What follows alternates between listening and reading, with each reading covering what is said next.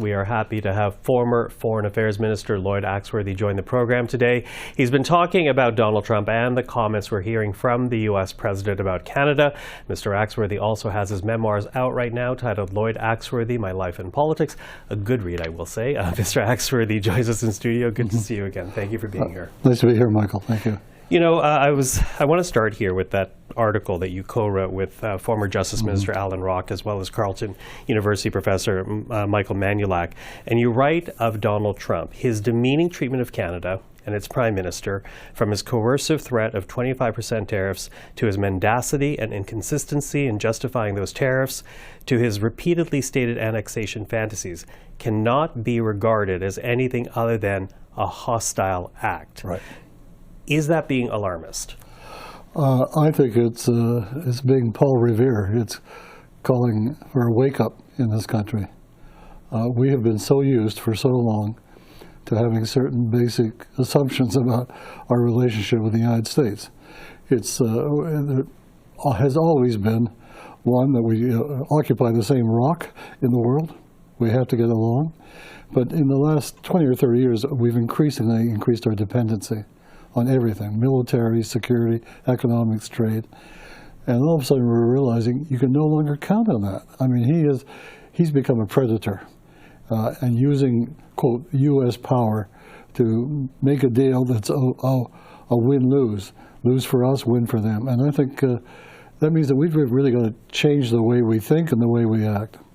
It would change the way we think and act. And, you know, of course, Canada's not alone. A country that's been dealing with Donald Trump's words and his directives, most recently being Ukraine. And again, turning to your article, you say that Canada needs to learn lessons from Ukraine, not only its experience with the United States, but also its experience with Russia. Right. How do you mean? Well, I think on a couple of grounds. One, I do cite that I was the head of the election observer mission for Canada at the 2019 presidential election. And as being part of it, I could see how Ukrainians, individual citizens, were using that opportunity to make a statement back to the Russians. We are an independent country, and if you try to compromise that, we're going to push back. There was a unifying, I think, and I think that's something that in this country we're going to have to shift our gears a lot. I mean, we're not buying a sort of broccoli from California, and thank God our hockey team sort of got the winning goal. But now we're into much more serious political issues. I point out, for example, as we head into an election, we know that Musk and Trump and the MAGA crowd are going to be fully engaged in trying to determine the outcome of that election, and to undermine our trust in our democratic system. These are nasty people, and they have an objective. They want to basically kowtow us. Which is interesting because it basically draws a parallel of Russia versus Ukraine, the United States, and in this case, versus Canada? Yeah, well, I think, I think there's almost a basic understanding between Putin and Trump, and maybe Jinping and others, that we go back to the days of the, quote, spheres of influence, and a big power can say, that belongs to me, this is my turf, this is my territory. And I think Trump is just wallowing in that kind of idea that he can be, a sort of modern-day emperor. And that's why I think we have to, it may sound alarmist, but I think it really is going to call upon virtually every part of our society to really shift and understand that we now have a very different set of challenges, as well as we have to do some serious reforming of our own institutions to reinforce the fact that we're going to be under attack. Under attack, as you say. But, it's interesting because Donald Trump has ruled out a military takeover. But you say outside of that determination, there are still words that we need to listen to, be aware of, and not treat it like a joke. Well, Michael, I use an example of what's happening in the North and the Arctic. There's been a new strategy put forward about the Arctic, about time, because China, Russia, and the States are all beginning to compete. They're turning the Arctic into their own kind of sandbox. When we invest in our new defense military strategy, we have to make sure that we're not connected with the U.S. system. We have to be independent in that so that we are there to offset that system. Because there's no question that somebody like Trump would use the presence of U.S.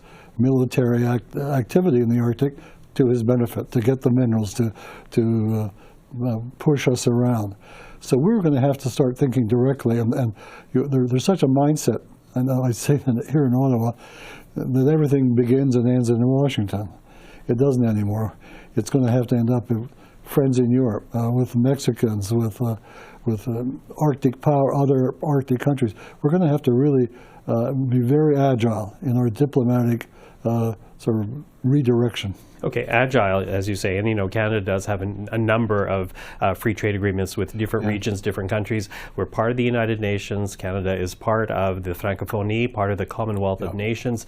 How do you leverage that to be able to stand strongly against a superpower as close as we are to the United States geographically? I mean, that's a good question, and I don't think we're ready for it. I think we have fallen into some bad habits about. And one of them is that we don't pay attention anymore to the Commonwealth or to the Francophonie. And even for the United Nations, I mean, we have a good ambassador there in Bob Ray, but we don't have a strategy. And we're already sort of we're not seen as a player to the extent that we used to be at the United Nations. That's going to have to change, because you're absolutely right. It's through those particular fora that we're going to be able to fill the void. Look, one of the things that's happening is the United States is pulling out of the world. This whole idea of make it great, that also means make it isolationist. We've seen what's happened in the whole area of international development. Well, to what degree do we begin to try to fill that void? I know this sounds maybe a little far-reaching, but this may be an opportunity for Canada to re-energize its independence and to have some new sort of ways in which we not only provide our own economic security and our own political security, but also start doing, as we have in the past, some pretty important innovative work in building institutions around the world that do protect people and offset this kind of great power bully attitude. Well, I'm sure you saw the op-ed article in The Economist, which basically suggested that Canada and the EU do have common goals, and perhaps it's time that Canada joins the EU. What do you think of that proposal? I think it makes good sense. I think there's a lot of stuff in common, but particularly I think we have to keep in mind the commitment to Ukraine, because Ukraine, to me, is still one of the bulwarks against Russia, putting the heat on the rest of Europe and on the rest of us.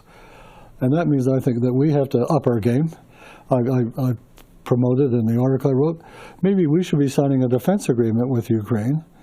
And by the way, as a result, we could get a lot of the access to their very sophisticated new technology and drones and stuff like that, which, if we're going to do something in the Arctic, those are the instruments we should be using. I also think, though, that it's really important that we really gear up a much stronger connection with Mexico. I mean, it's our partner in North America. As you know, Mike, from covering, at the opening of this Trump stuff, we had people in this country saying, let's put Mexico under the bus. We don't want to, we can fight this alone. We don't want to be associated with them. Well, that was a serious mistake. They now have a new president. She's very effective, and I think that the sooner that we could actually say, in the North American context, there's the United States and then there's Mexico and Canada, maybe that's the right counterbalance we have to develop. Okay, so looking for counterbalances, quickly running out of time then. What is your message to Canadians in this moment? Because, I think there is a certain discomfort. I don't think people treat the 51st state comment anymore as a joke, but there's still the discomfort because Canadians have deep ties with Americans. They're family, they're friends, they are our neighbors. What's your message to Canadians at this time then? Well, I think we have to shape that message. I don't think it's fully coherent yet. And that's why I think one of the most important things we could do is to bring Parliament back specifically to have an all-party resolution asserting our independence, asserting a different pathway, and let Canadians, the Parliament should be the major fountain of looking at things differently and getting people engaged. And I think we're into leadership campaigns in the Liberal Party. We're worrying about the next election. Everybody's sort of jockeying for that. I think at some point we have to sort of rise above that and say, let's stop for a moment and use our parliamentary foundation as a way of mobilizing this country around a very different set of directions that it has to go.